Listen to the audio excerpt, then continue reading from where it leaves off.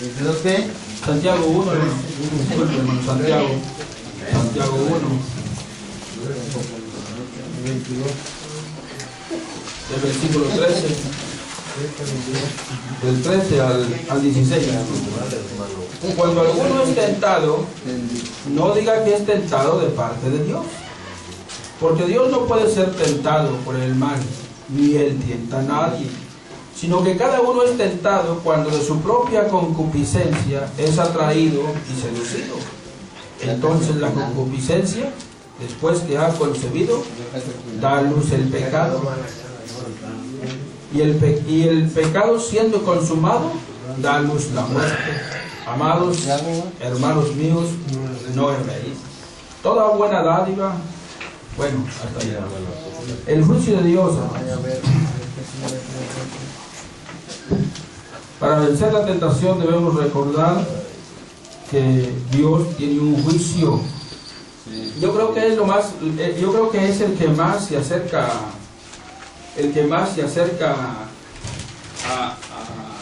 a ponernos en nuestro lugar, el que más nos detiene.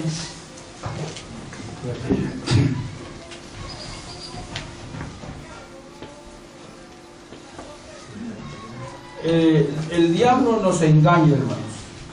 El diablo nos engaña. Segunda de Corintios 11:3.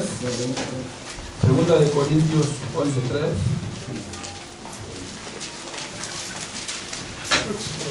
Y los que no tengan Biblia y que están escuchando, pongan mucha atención. Pongan mucha atención.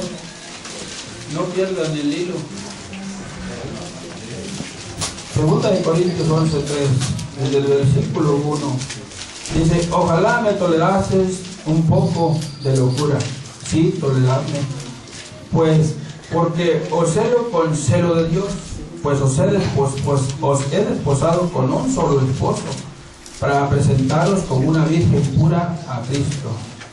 Pero me temo, dijo el apóstol San Pablo, pero temo, dijo el apóstol San Pablo, pero temo que como la serpiente con su astucia engañó a Eva, vuestros sentidos sean de alguna manera extraviados de la sincera fidelidad a Cristo. Cuando nosotros comenzamos en Cristo, ¿quién de nosotros dice, yo voy a recibir a Cristo y como quiera voy a pecar contra Él? ¿Quién?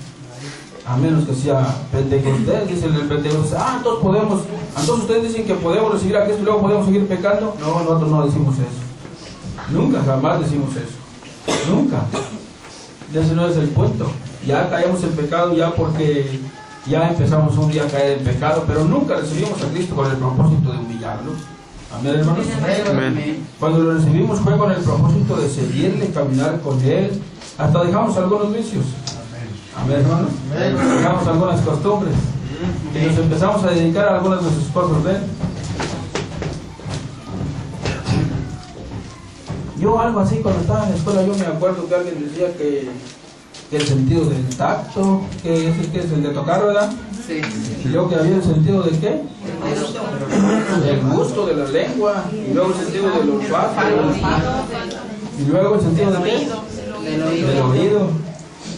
Bueno, yo quiero que pongan atención, hermanos, porque oigan lo que dice, pero me temo que como la serpiente con su astucia engañó a Eva, vuestros sentidos sean de alguna manera extraviados de la sincera fidelidad a Cristo. Cuando comenzamos estábamos bien, pero un día el diablo nos engañó. Y si no nos hubiera engañado, entonces no fuéramos humanos. El diablo no va a tener la victoria con nosotros. Él simplemente nos engañó y probablemente nos engañe, pero al final del término de la batalla, en la última lucha, este diablo va a querer no haberse enfrentado a nosotros, porque no sabe quién es nuestro capitán. Mientras estamos viviendo aquí, sí, allá cada en cuando nos da unas arrastradas y nos ponen la pata en el pescuezo. Pero al final de la última batalla que tengamos con Él va a huir. Va a huir. Y el cristiano, entre más maduro, más fácil le va a ser que haga huir a Satanás. Que no es muy fácil, no es muy fácil, pero entre más maduro esté el cristiano, entre más viejo sea, no viejo en el sentido de viejo de edad, sino de viejo en la palabra de Dios, viejo en la sabiduría de Dios y viejo en la lucha contra él, contra el diablo. El diablo nos engaña a todos. Él es el león rugiente que anda alrededor de cada cristiano, buscando un hoyito para meterse y tragarse al cristiano. Para que Satanás nos engañe, nosotros tenemos que tener un proceso. Número 1, en Santiago 1:14.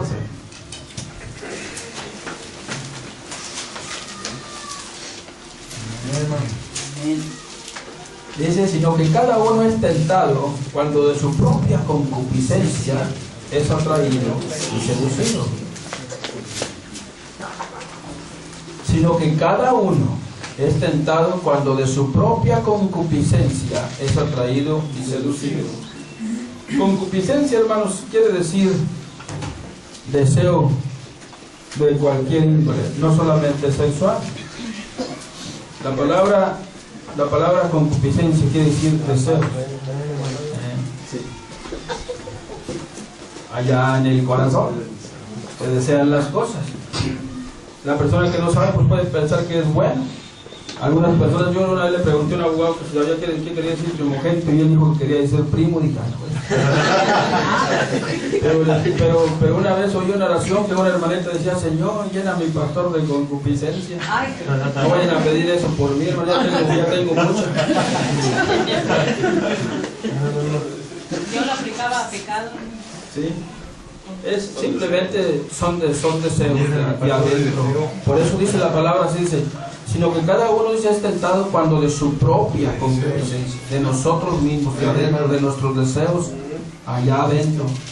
Somos tentados porque allá adentro tenemos una cosa que se llama la antigua y vieja naturaleza.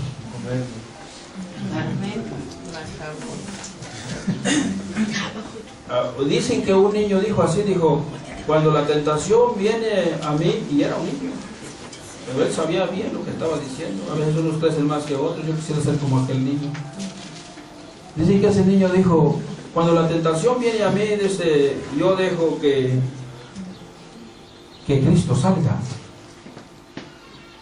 a mí, porque si yo dejo que el diablo salga, dice, yo voy a salir perdiendo, porque dentro de mí está Dios y está el diablo. Así dijo él. Yo lo he dicho de otra manera. Yo he dicho que dentro de nosotros hay un perro blanco grandote, y hay un perro negro grandote.